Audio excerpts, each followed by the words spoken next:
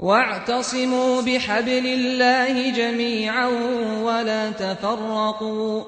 واذكروا نعمة الله عليكم إذ كنتم أعداء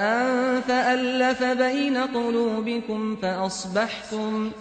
فأصبحتم بنعمته إخوانا وكنتم على شفا حفرة من النار فأنقذكم منها كذلك يبين الله لكم آياته لعلكم تهتدون ولتكن منكم أمة يدعون إلى الخير ويأمرون بالمعروف وينهون عن المنكر